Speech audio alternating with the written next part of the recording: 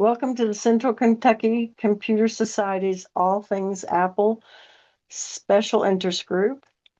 Tonight, we have three presentations. Joe's going to talk about how to put the icon on your iPhone and iPad home screen to connect to a favorite site.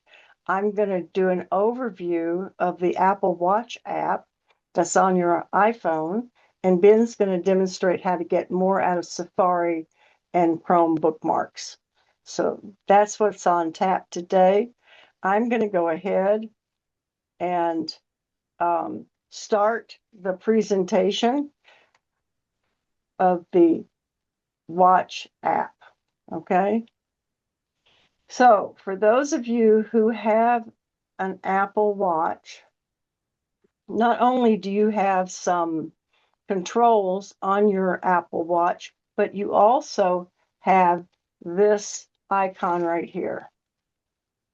This app on your iPhone. It's synced.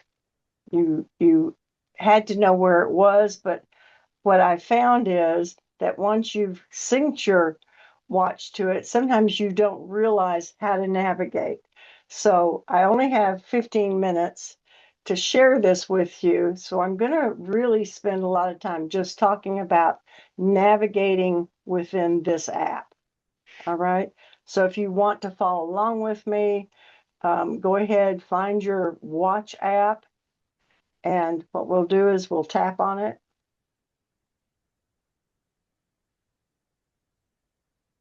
And this is what it looks like. This is the front page, the first page of your Apple Watch. If you'll go down to the bottom here, you'll notice that we have three tabs. We have My Watch, we have Face Gallery, and we have Discover. So this right here is My Watch. Okay, and if you're not on that, go ahead and tap that and you'll see this first screen. Okay, so the first thing I want to show you is My Faces. And these are watch faces that I have on my Apple Watch. You will have maybe some default ones, or maybe you've added some to your watch as well.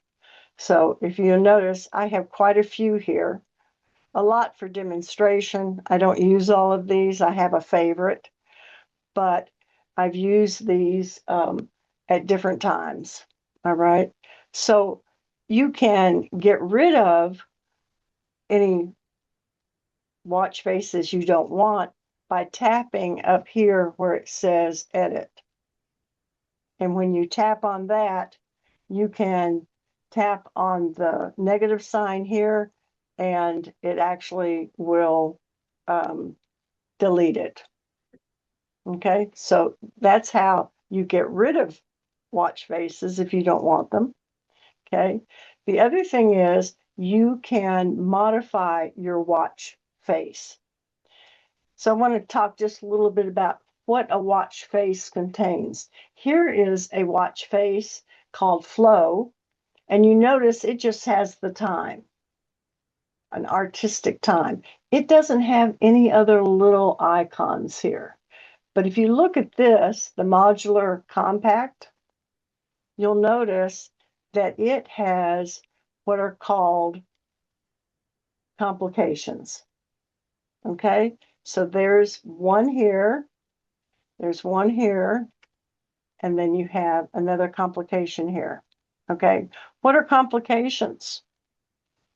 They are widgets made for the watch that has a little bit of information that you can access on your watch that are tied to apps that you have on your iPhone.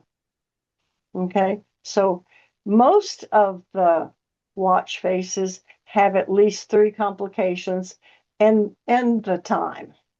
All right, there are other ones that have, I think, up to 8 different complications.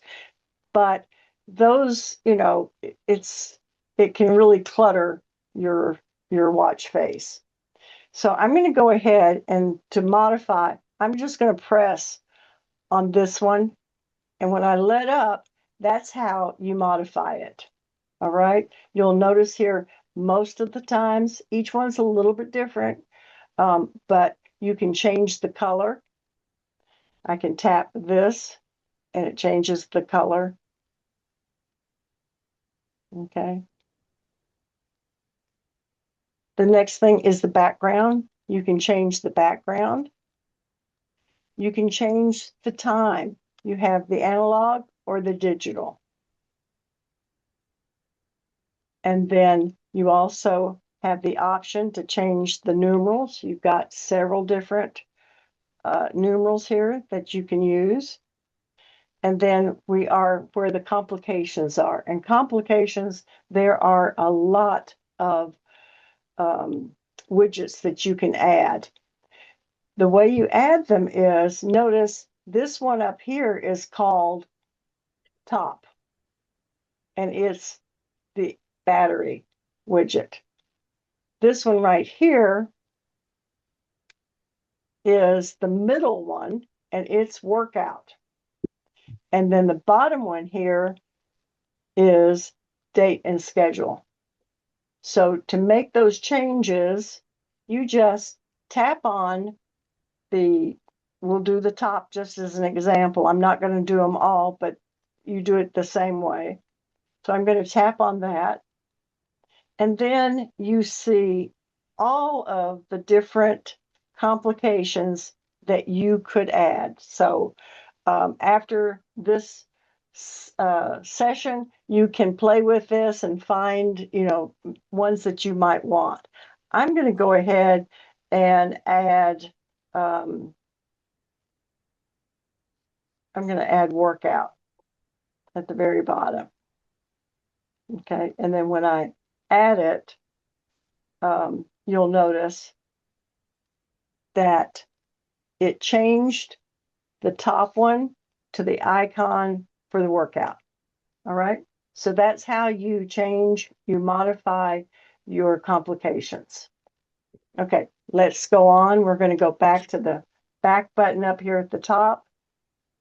And we are back on our front page, my watch page. All right. I'm just going to give you some navigating tips here. We don't have time to get into the weeds, but the first few items here are settings. You can change your notification settings. You can go into the general category. You can change your brightness and display. You can set up Siri. You can put a passcode on your watch. So these are all kind of settings that are available that will modify your Apple Watch. The next series here are Apple apps, and they're just a little bit different than your third-party ones. So like activity, if you tap on activity, then you've got some items here that you can change. Maybe you don't like your watch telling you every hour to get up, all right? Or maybe you like it. So you can enable it or you can get rid of that. You might not want the daily coaching. You can tap it and turn that off. So this is where you modify what this app does. I'm going to go back. And these are all Apple apps. They're called native apps. And you've got really the ability to make some changes in them. But then you also have down here in this section, and these are third-party apps. These are not Apple apps. And so you don't have as much opportunity to change. This is all that you really get to do with these apps is you can show the app on the Apple Watch or you can tap it and it won't show up on your apps. All right. So all of these are apps that I have on my iPhone, and I can decide whether they show up or they don't.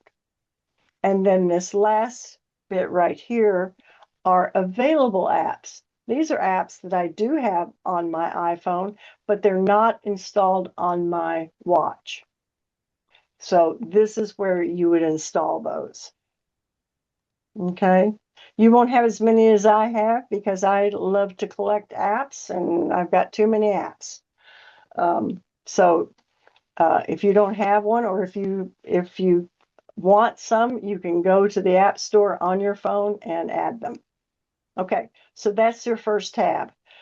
Joe's going to tell me in a minute to move on. So the second category right here is Face Gallery. Okay, so we're going to tap that. And this basically is where you can go and find a watch face that you want, and you can add it.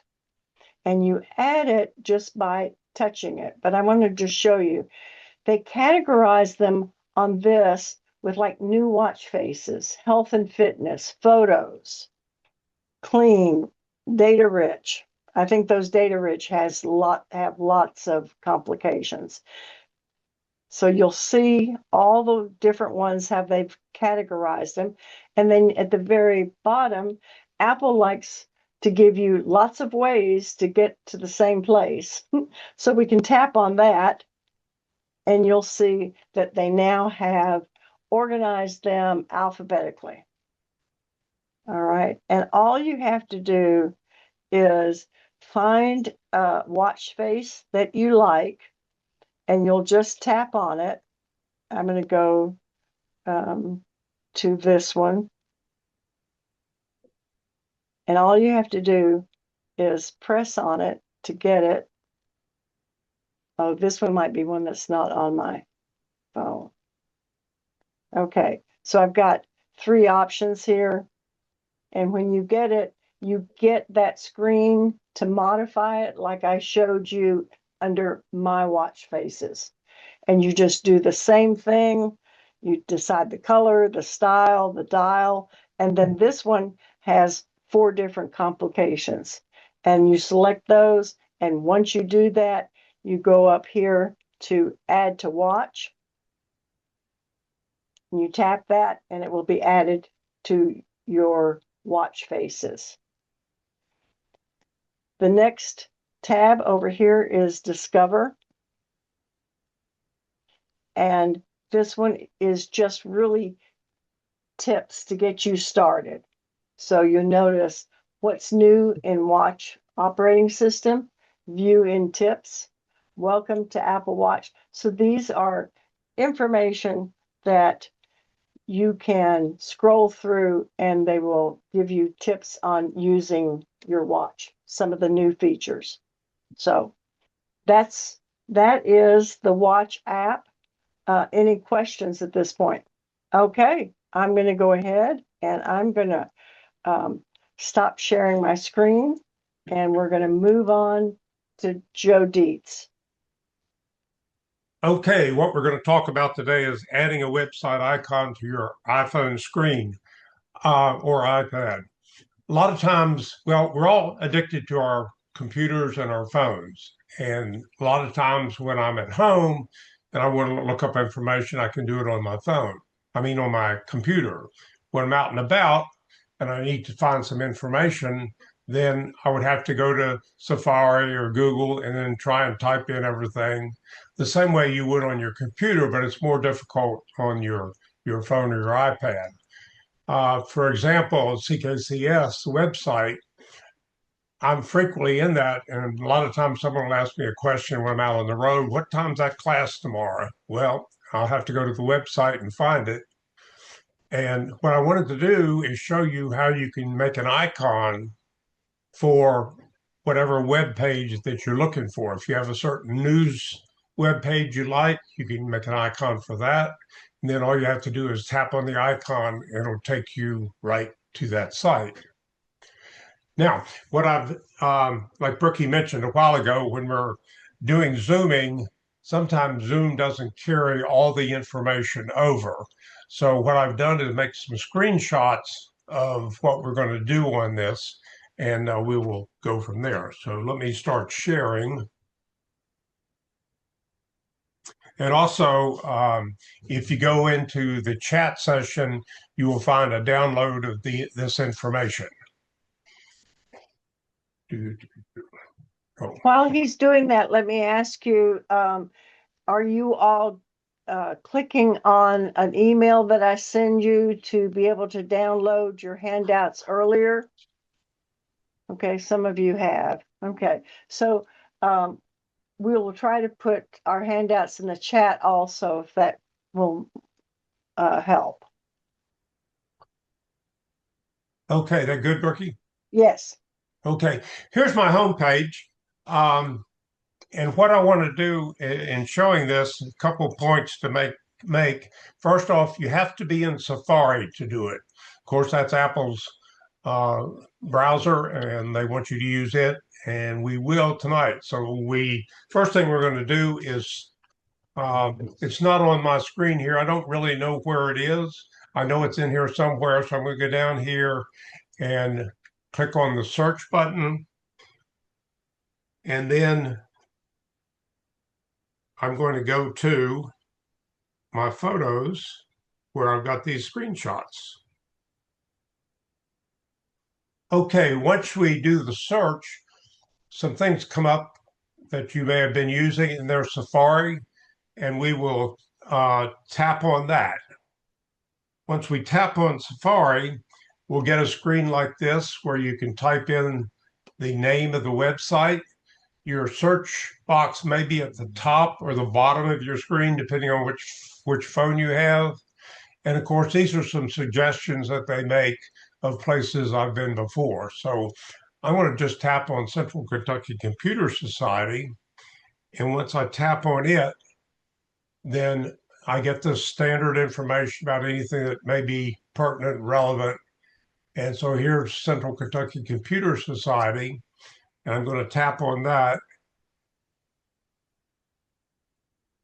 And it'll take me right to our webpage, CKCS.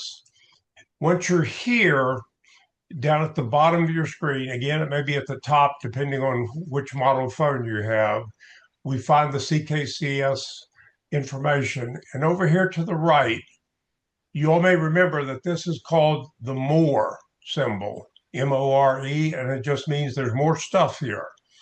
So we're going to tap on the More, and once we tap on More, we go over here and we'll find the Share icon and tap on Share. And then we'll scroll down until we find Add to Home Screen. Once we do that, we'll have to put in the name. I typed in Central Kentucky Computer Society here, and it could be CNET or your home cooking show or the Food Network, whatever you want it to be. Type it in there, and then click on Add. And then notice right here, it popped up a new one. It's going to put it in somewhere. There's a vacant spot on your screen, and it will show you, put a C here and Central Kentucky Computer Society.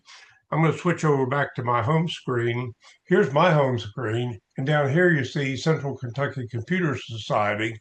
And if I just tap on that, there I am right at Central Kentucky Computer Society. So this is a real easy way to get to the frequently used sites, and I find it very useful. I think you could too. Any questions? It is in the chat if you want to download it.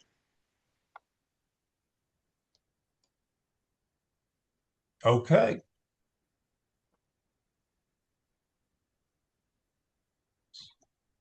I will stop sharing then.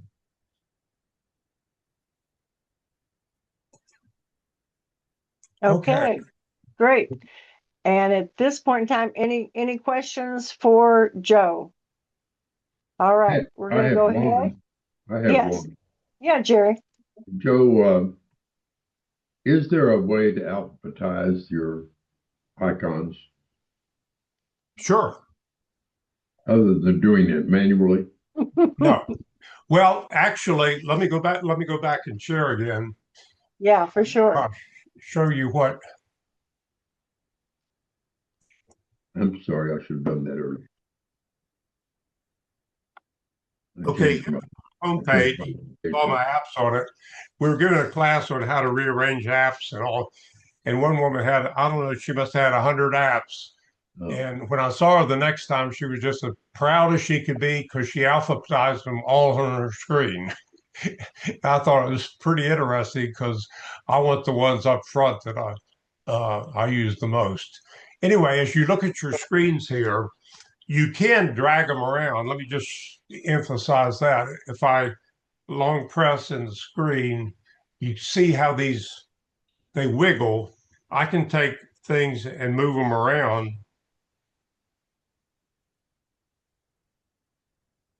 like that all over the screen and adjust them that way. Or if you want to, you can scroll and scroll until you get to the last page. I got lots of them. And when you get to the last page, you get your app library.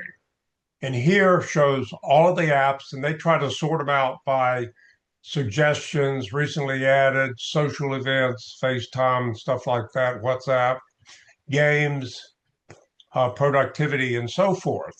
But if you still look and you can't see the one you want, if you just take your mouse and click up here in the app library, then you'll get an alphabetical list of them. And you can see anything, any app in alphabetical order. Okay? okay. Thanks. I'll stop sharing again.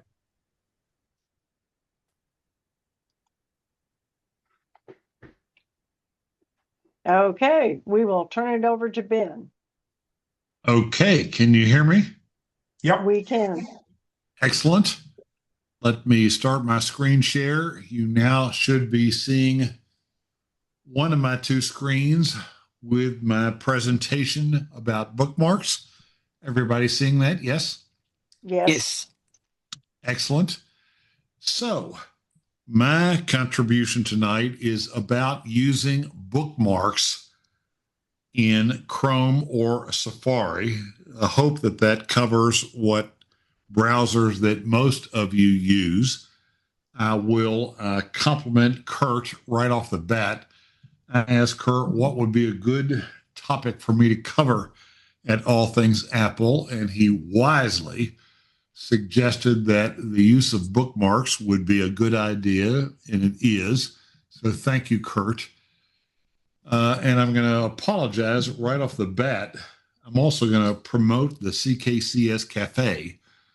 There are several people here. Let's see. Anne, Joanne, Jan, and Janet, who have already received this presentation as part of our sweet little group called the CKCS Cafe. They know that I'm double dipping. They know that I'm lazy. They know that I'm doing this because I don't have a different idea. They've already seen this presentation in our weekly CKCS Cafe. But to all 4 or 5 of you, I will say maybe it'll be of value to you to hear it again. Okay. But as Kurt wisely suggested to me, the entire matter of bookmarks in your browser is something that is easy to do and is something that you should take advantage of. And in this presentation that I will only skim through, it's available to you in our downloads. In this presentation, created for me by my AI app, you will see that the title is Bookmarks, Your Shortcut to a Safer and Simpler Internet. And let me take a moment to use that well-designed title to emphasize a couple of things. First of all, a bookmark in a browser is nothing more than a shortcut. It's nothing more than a way of getting back to the same website through a shortcut. The only difference is that in the context of browsing the internet and using web page, a tradition has developed where we call them bookmarks rather than shortcuts, but it is a shortcut. And as you'll see in the rest of that title, it is your shortcut to a safer, I want to emphasize the word safer, simpler internet. Most people, when they think about using shortcuts in their internet browser, are only thinking about the convenience of it, that you click on a shortcut, a bookmark, and jump right back into a website that you have used before that you want to get back into. I have some significant experience with the things that go wrong for people in the internet, because I have done customer support for one of the major technology companies. So if I have any single theme for all of you tonight, it is that the primary value of using bookmarks is not simply convenience, it is keeping you out of trouble. Okay. And I'm going to show you how that can happen. So let's move forward. I'm going to skim through these slides. You've all got this in your handouts. If you will, Brookie or someone, put the link to the handouts in the chat sidebar. But you'll see here on this page why bookmarks matter. Convenience, safety, that's the word I want to highlight, safety and peace of mind. You have instant access to your favorite websites in one click, no searching, no typing. You go directly to the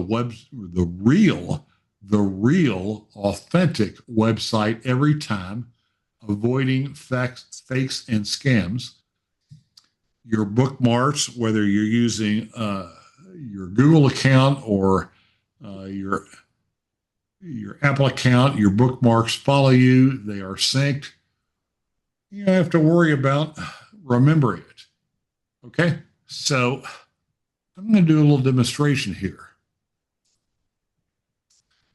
As you'll see on this slide, the hidden danger of a mistyped Apple address, or excuse me, a mistyped web address. When you type a web address by hand, and we're all getting a little bit older, we make some mistakes. We don't necessarily input everything exactly right. When you type a web address by hand, even one small mistake can send you to an entirely different and dangerous website. Scammers create websites with names almost identical to real ones, such as Arnazon.com rather than Amazon.com. This is the single most important thing that I want to tell you. I am not permitted to reveal all of my experience in tech, but I will tell you that I have helped countless people who call up an organization like Apple and say that something has taken over my screen. It has taken over my entire screen. It is saying that I've got a virus on my computer. I'm hearing a very robotic, computerized voice saying that you have been attacked, right? And I asked them, what were you doing moments before this happened? Okay. What were you doing before this happened? And these wonderful older people say, I was just browsing the internet and I put in a web address for Walmart or MyChart or something else. And the next thing I knew, I ran into this thing. Okay. Scammers know that people like you and me will sometimes input a manual address for a website with a typo, a manual address for a website slightly incorrectly. So they go to a domain server service like GoDaddy or Network Solutions or anybody else, and they register as an official website a name that is slightly different, one character different than the real McCoy. And they are able to do so because nobody else has registered it. And then they build a scam website on that address. And if you don't believe me, I'm going to show you right now. We're going to open up a new tab. I'm here in Chrome, and I'm only willing to do this because I have levels of protection on my computer. I'm going to put in APPLIE.com. Okay? Right? That is only one character different from, wait a minute, I didn't do it right. I did it with the O's. Let's do APPILE.com. Are you seeing that? Mm-hmm. And the thing is, when you're on your computer, a capital L is very difficult to differentiate from a small letter I, right? Because we're using sans serif type. Some of you from your background understand the difference between serif and sans serif. So it looks pretty much the same.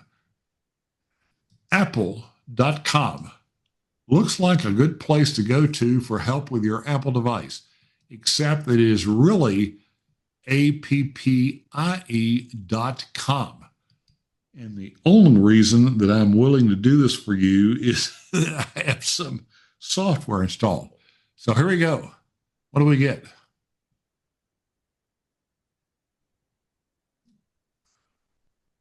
Well, let's try it again. I didn't see what I wanted to see.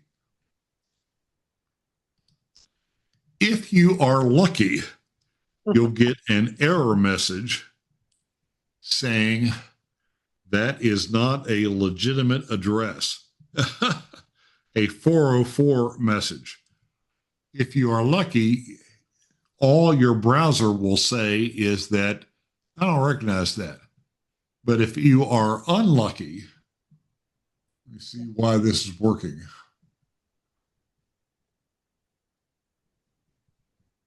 Well, I tried it earlier this evening. If you are unlucky and if you don't have the security software that I have installed, you will get a pop-up error message from Norton or from Spectrum or from any security service that you have, if you have one, that says, this is a suspicious site. You should not go there. You should not go there, okay?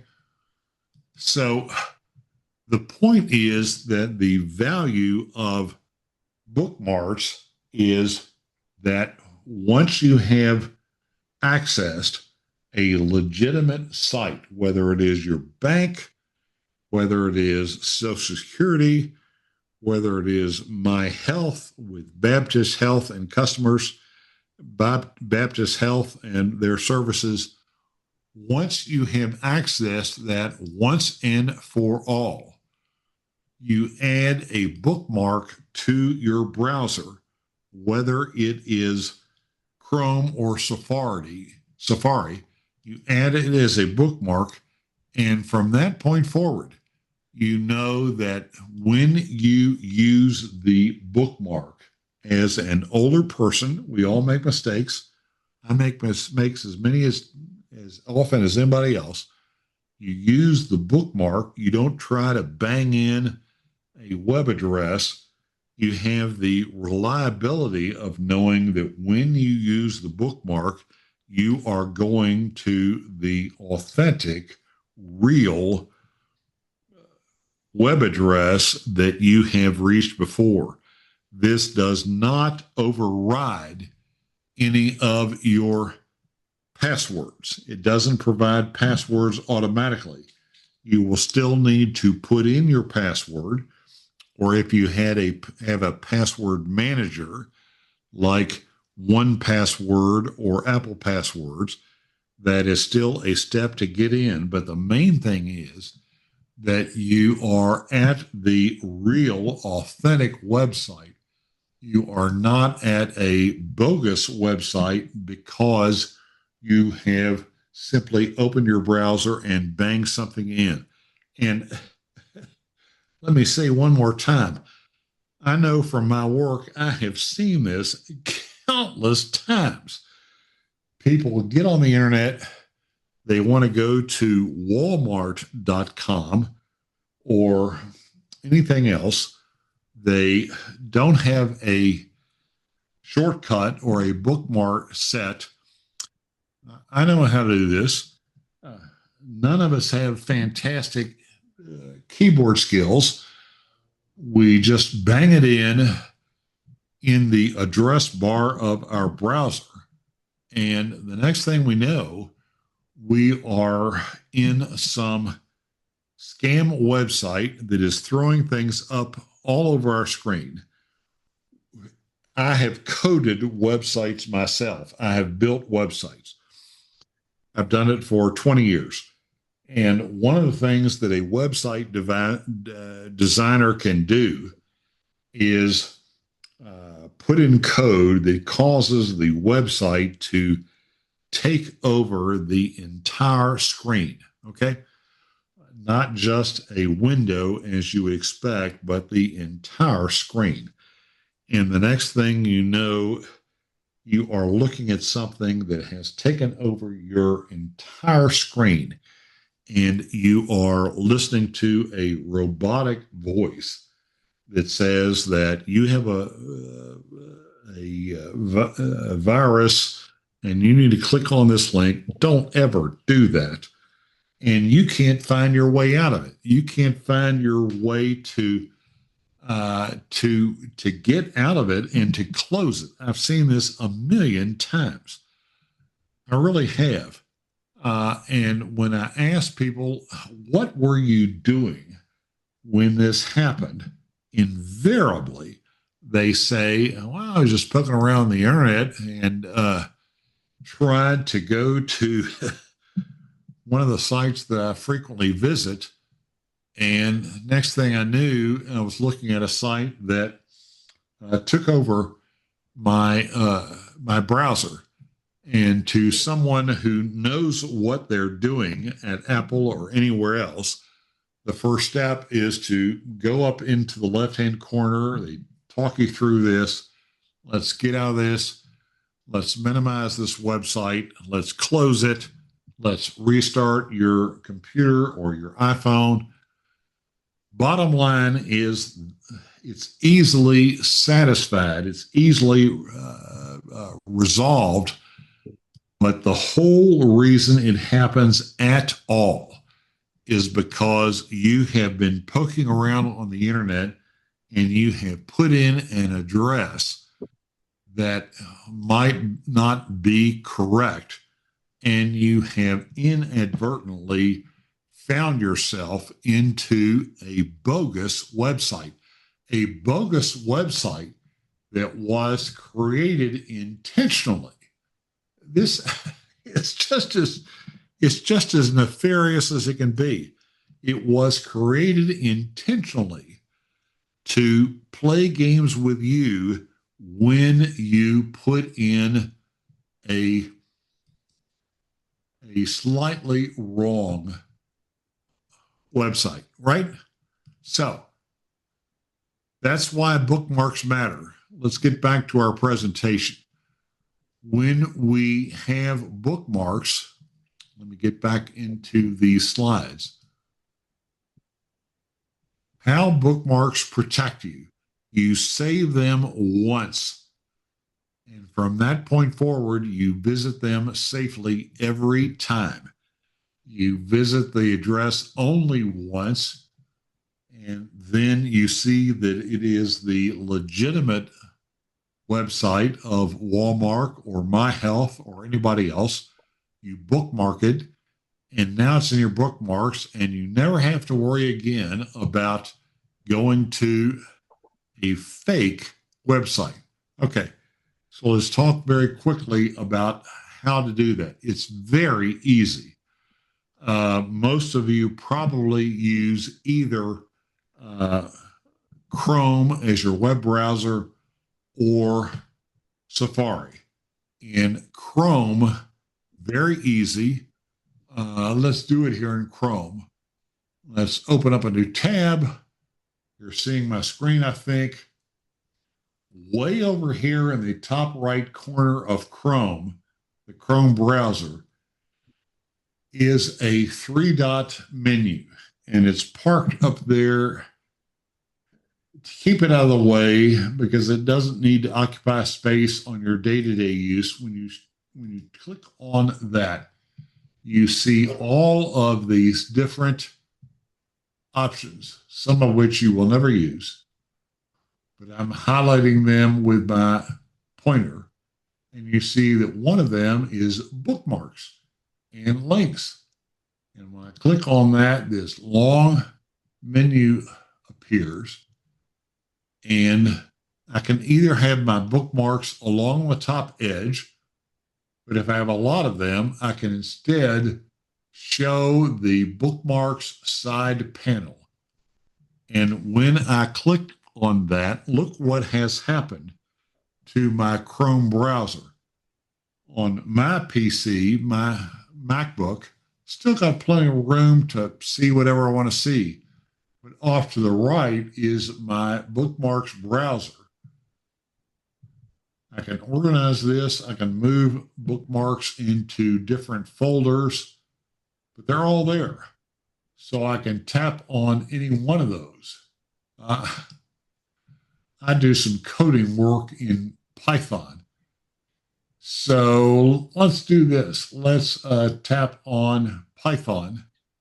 Y'all don't do this, but when I do this, I go directly into the legitimate, real Python coding browser, right? I can close that. I can get back into a full width view of my browser. It's available to me at any time by clicking on that 3-dot menu. 3 dots means a menu. I can, and let's add, I didn't say this. Let's add a new bookmark. We're still in Chrome. This is our browser. Let's go into something that I don't usually use. Let's say, let's use walmart.com. I go to the website. I see that everything indicates to me that I am using the legitimate Walmart website. I actually did this with my cafe class. Right now, you see that there is a filled-in black star that shows that I've already marked this as a legitimate website. I don't have to worry about this. It's the real deal. Okay. Let's think of something else. Let me think of something that I probably haven't bookmarked. Let's try Walgreens.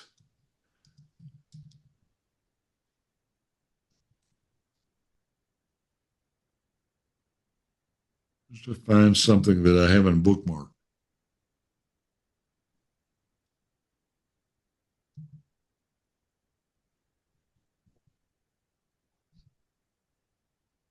This is huge, my friends. Oh, I didn't get it right. Didn't put in a second L there. You and I, all of us as seniors are. Huh? Walgreens. Yep. Thank you. Thank you. You're looking closely, Bookie, does Walgreens have one L or two? One. One. Okay. You and WAL. I, all of us seniors, we are totally under attack.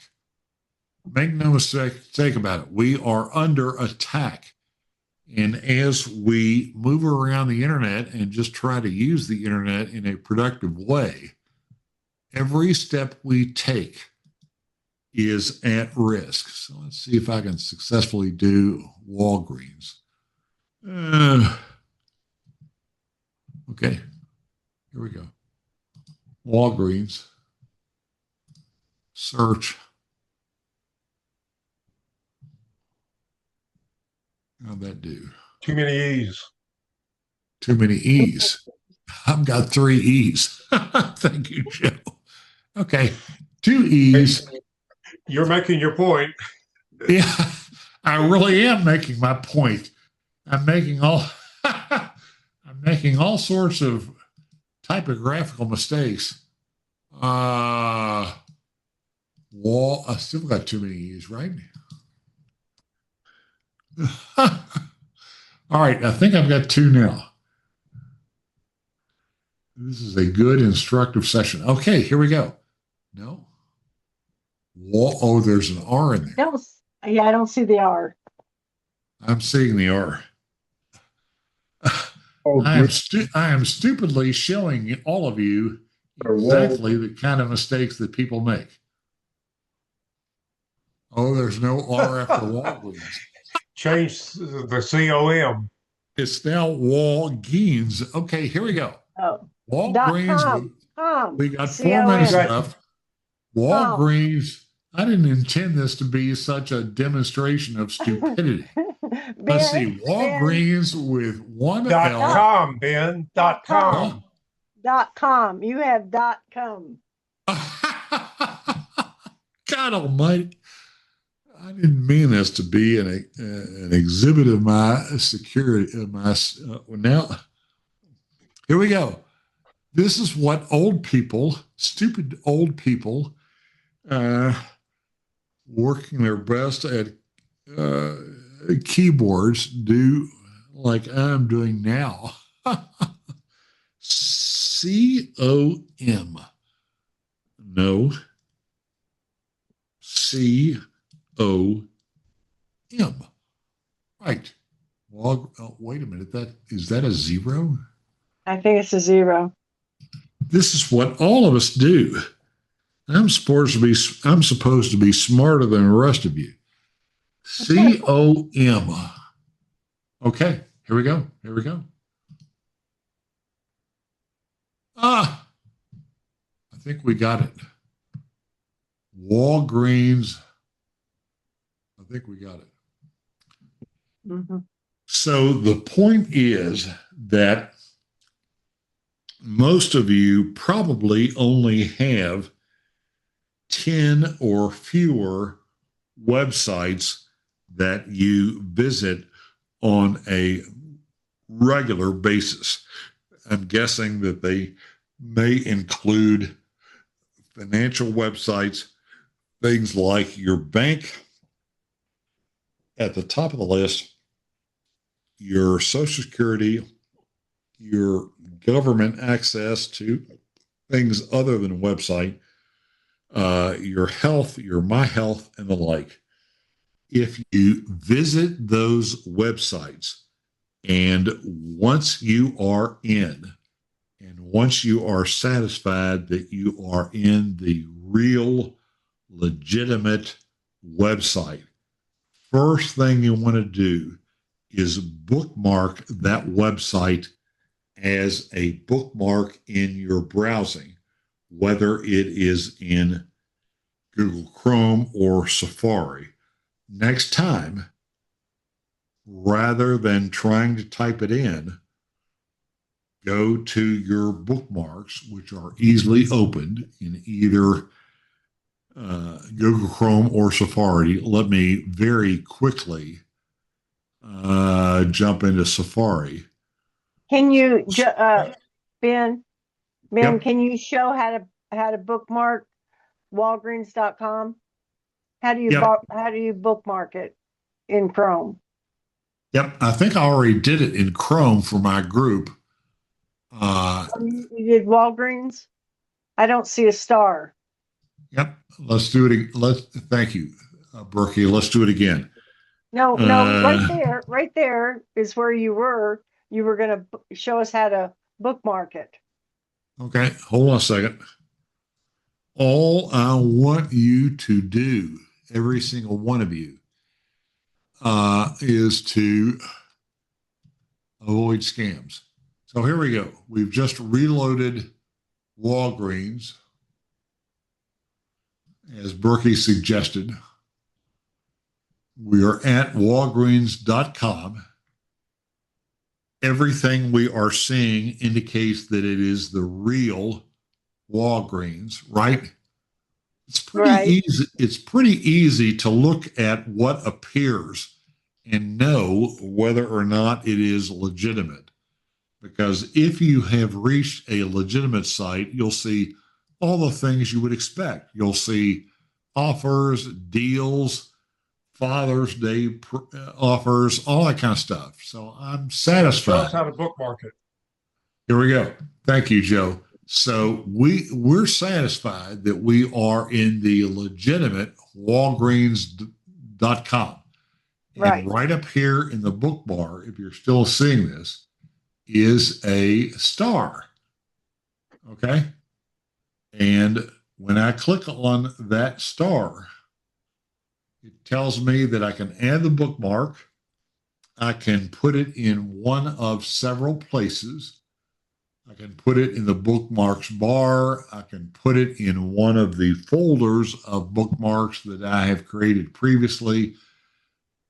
Because I'm a tech guy, I have some folders will include things like Python, which is a coding app. I have a financial group. You can organize all of this, but let's just put it in the bookmarks bar. That is the general category, right? And done. And now it's there. And you can explore that and play with it. You can't break anything. The bookmarks bar that I've got now includes a legitimate, reliable, safe bookmark to Walgreens. Okay. And as I have shown you with that Apple example, there are plenty of unreliable websites out there. The people who do this stuff are as devious as they could possibly be, right? Because they are trying to manipulate the internet in every single way they can. So if you manually enter a web address, two things could happen. You will get a what we call in the industry a 404 page that says no such website. That, that is the safest outcome. No such website exists. Or you will instead reach a fraudulent website that is one letter different than the website you wanted to get. And the next thing you know, you're going down the road. They will do everything. They will use Amazon's logo. They will use Apple's logo. They will use the same fonts. They will do everything they can to cause you to believe that you have reached the actual website. And then they'll say, click here to check on the status of your account. And at that Ben, point, yep, go ahead. because of time, Yep. can I get you to move on and show the Safari bookmark? Yes. Because we're running out of time. Yep. Works the same way. Let's see. Let me get back to where we were. Not significantly different. Thank you, Brookie. I'll go forward. basically works the same way. The main thing to know about Safari, many of you know that if you work in the Apple interface, the share button that you will often see in the top right-hand corner of your screen, the share button is everything. Share might not always sound exactly right, but share means do something. Do something with this page, with this document, with anything else. Share means do something. So when you have found a website that you rely upon in Safari and you look up at the share button, let me see where I am.